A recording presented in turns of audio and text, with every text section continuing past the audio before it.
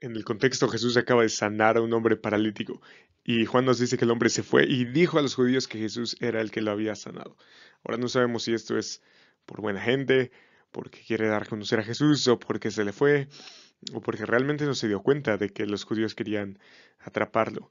A causa de esto, los judíos perseguían a Jesús porque hacía estas cosas, es decir, milagros, señales, sanidad de enfermos en el día de reposo.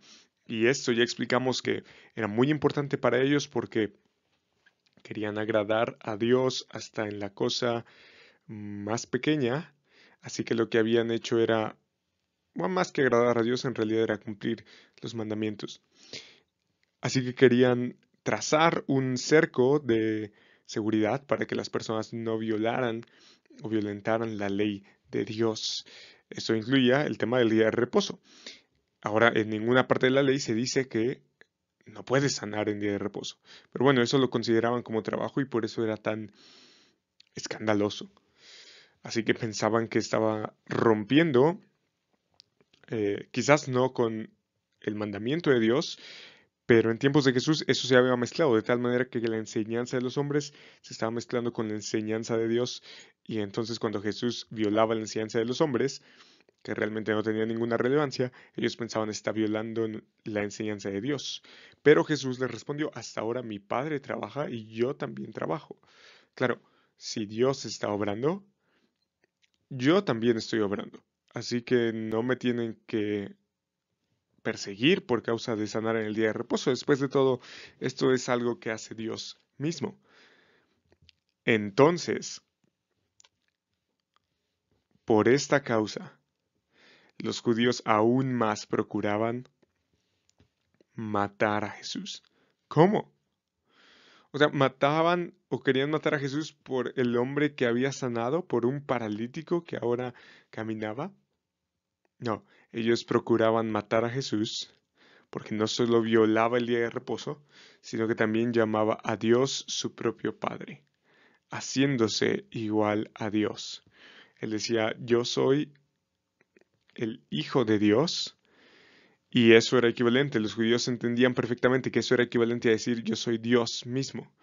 Tengo la misma naturaleza que Dios, porque ser padre implica compartir, la relación padre-hijo implica compartir la misma naturaleza o la misma sustancia. Entonces, él dice, yo soy no solamente el Hijo de Dios, sino Dios el Hijo. Y esto es un concepto bastante difícil de entender para nosotros. Jesús no está diciendo que hay, voy a ocupar el concepto de la Trinidad, tres dioses, no está diciendo eso. Tampoco está diciendo que hay tres manifestaciones diferentes del mismo Dios, como si las tuvieras que ver de un ángulo distinto. Tampoco está diciendo eso. Tampoco está diciendo que es un Dios dividido en tres partes. Esas son cuatro. Pero bueno, entiendes la idea. En tres partes iguales. Tampoco está diciendo eso. Lo que está diciendo, y es lo que la iglesia ha confesado por mucho tiempo, es que hay un solo Dios y hay tres personas, esto va a ser difícil de ilustrar, pero hay tres personas en Dios. Entonces, Dios Padre es Dios en su totalidad, Dios Hijo es Dios en su totalidad y Dios Espíritu Santo es Dios en su totalidad, pero es un solo Dios.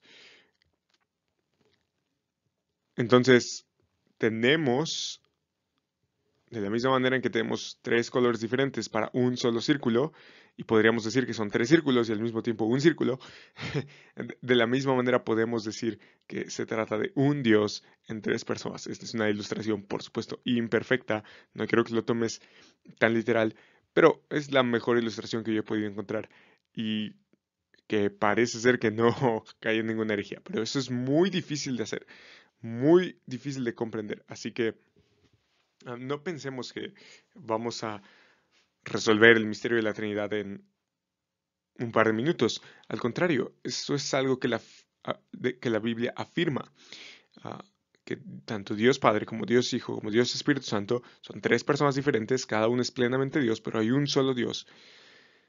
Y otra vez, esto nos funde los fusibles de nuestro cerebro, pero tenemos que pensar en que si Dios es más grande que nosotros, su ser, por supuesto, que va a ser más allá de nuestra comprensión.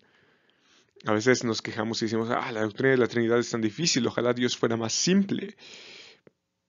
Pero si nosotros miramos la naturaleza, miramos el universo, que es creación de Dios, y nosotros volteamos hacia nosotros mismos, vemos lo complejo que es toda la creación. Y no podríamos esperar que nuestro Dios sea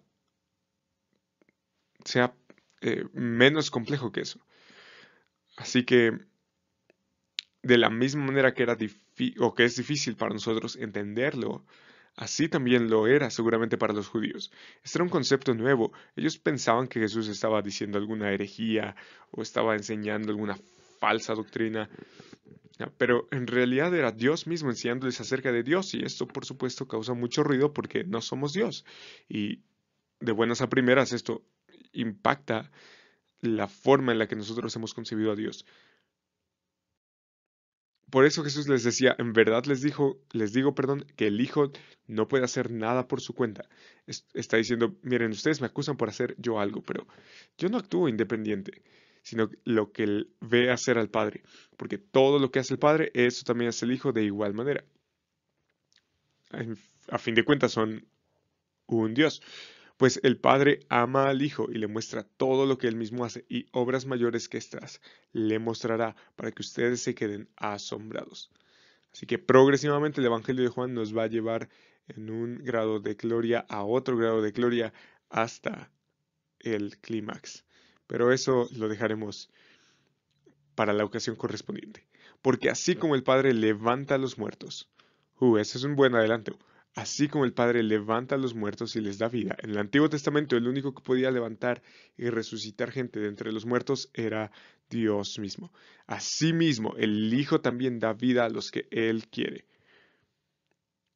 Esta es una clara declaración de la deidad de Jesús.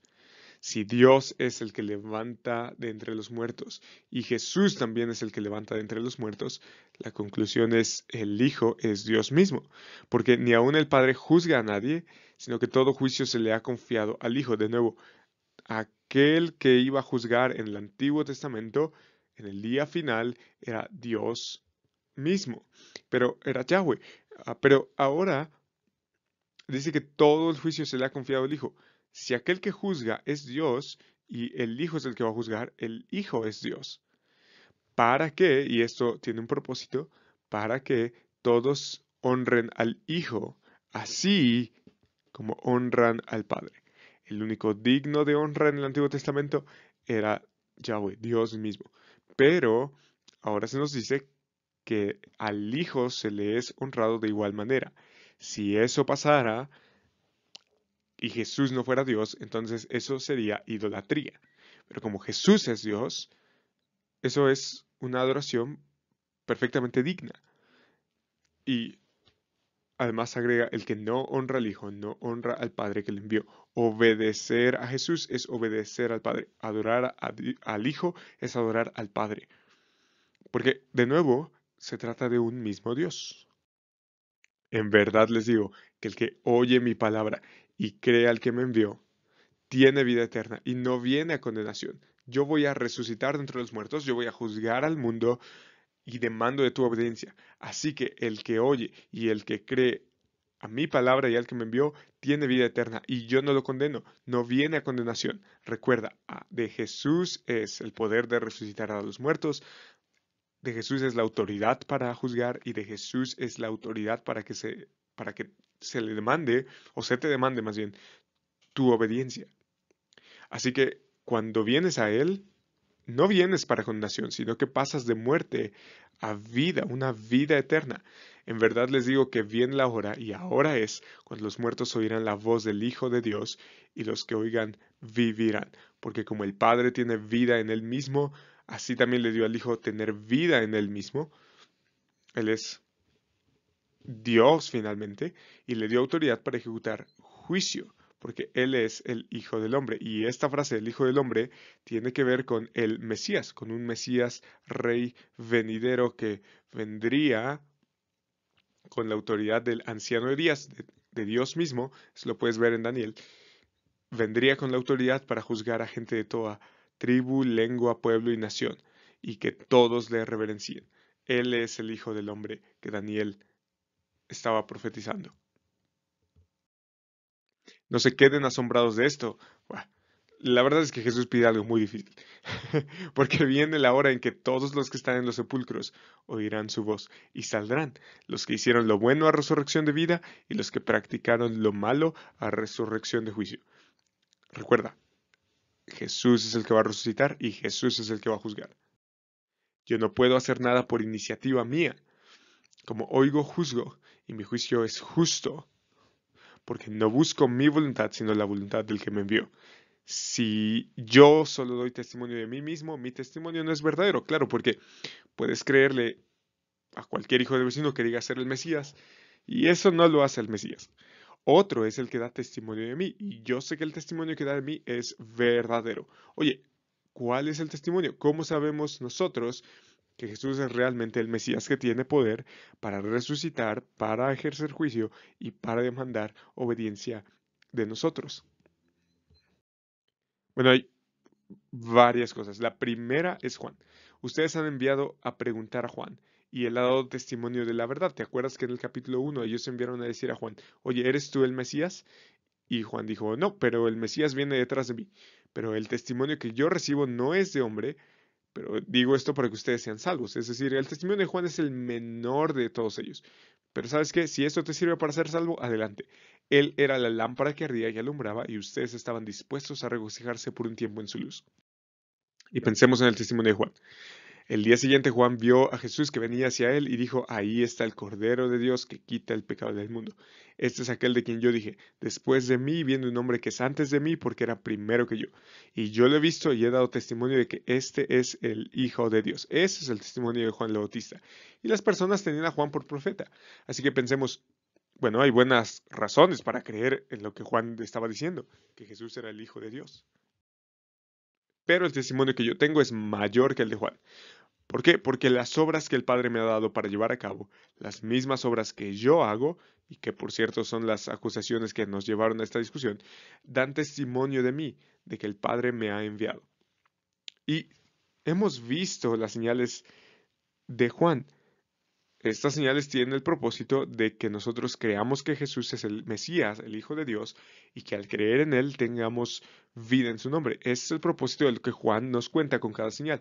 Cada señal decíamos que era como un letrero que decía, siga aquí, acá está Jesús. Y hemos visto la conversión del agua en vino, hemos visto también la sanidad del Hijo del Noble, hemos visto ahora la sanidad del paralítico. Esas señales dan testimonio de que Jesús es realmente quien dice ser y que el Padre le ha enviado. El Padre que me envió, Él ha dado testimonio de mí. Claro, Él dio testimonio de Jesús cuando dijo, este es mi Hijo amado, en ti tengo complacencia. Él ha dado testimonio de Jesús. Después de todo, Él envió a su Hijo al mundo, no para condenar el mundo, sino para que el mundo sea salvo por Él. Porque de tal manera amó Dios al mundo que envió a su Hijo para que todo aquel que cree en Él no se pierda, sino que tenga vida eterna. Pero ustedes no han oído jamás su voz, ni han visto su apariencia, y su palabra no la tienen morando en ustedes, porque no creen en aquel que Él envió. Es decir, ustedes tienen una dificultad tremenda para estudiar las Escrituras, porque no creen. Creo que para interpretar bien las Escrituras es fe en mi persona, en el autor.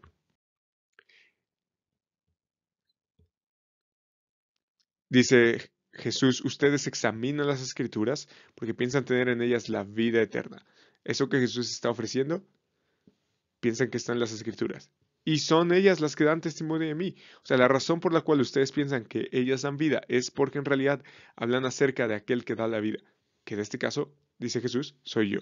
Pero ustedes no quieren venir a mí para que tengan esa vida. Qué paradójico. Así que las escrituras son el tema que, o más bien el tema de las escrituras es Jesús. Cada parte de las escrituras apunta a Jesús, desde Génesis hasta Apocalipsis. Es como un amigo que te dice, oye, aquí está Jesús, por favor hazle caso. Así que tenemos a Juan el Bautista, tenemos las obras de Jesús, tenemos el testimonio del Padre y tenemos las escrituras. Esto deja a los judíos rodeados. No tienen excusa para decir, realmente no creemos que lo que digas es cierto. Realmente no creemos que tú eres el Mesías. Y sin embargo, a pesar de que deja rodeado todo el argumento para decir, yo soy el Mesías, fíjate en lo que acontece. Yo no recibo gloria de los hombres, pero a ustedes ya los conozco, que no tienen el amor de Dios. Yo he venido en nombre de mi Padre y ustedes no me reciben. Claro, si ustedes dicen amar a Dios, recíbanme, porque yo vengo en su nombre. Si otro viene en su propio nombre, a ese recibirán. Qué paradójico. ¿Cómo pueden creer cuando reciben gloria los unos de los otros y no buscan la gloria que viene del único Dios? Ustedes no creen porque están más preocupados por su gloria que la gloria de aquel a quien dicen amar. Y a veces este es un motivo para que nosotros, ante los argumentos, ante el testimonio histórico del Nuevo Testamento, ante las obras de Jesús que están plasmadas en los Evangelios, ante el poder de las Escrituras, ante todos esos argumentos, nosotros digamos, realmente no creo que Jesús sea el Hijo de Dios, realmente no creo que Él sea el Mesías, el Rey, el Salvador, el Señor. Pero es porque nosotros estamos más preocupados por nuestra propia gloria que por la gloria de Dios. Realmente no queremos venir a Dios, no queremos obedecerle. Ahora hay una advertencia muy severa en contra de esta idolatría, porque ellos se están idolatrando a sí mismos. Ellos se están sentando en el trono que le corresponde a Dios. No piensen que yo los acusaré delante del Padre. El que los acuse es Moisés, en quien ustedes han puesto su esperanza. Porque si creyeran a Moisés, me creerían a mí, porque de mí escribió él. Pero si no creen en sus escritos, ¿cómo creerán en mis palabras? A ver, ustedes son estudiosos de las escrituras y supuestamente siguen a Moisés. Bueno, Moisés da testimonio de mí. Así que en aquel día Moisés les va a decir, oye, yo escribí acerca de él y ustedes supuestamente estaban buscando las escrituras que yo escribí. Así que, ¿por qué no creyeron?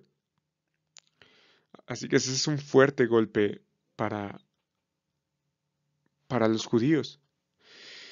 Y la lección aquí es la misma que ha venido trabajando Juan durante todo su evangelio y la que va a seguir trabajando. Cree en Jesús.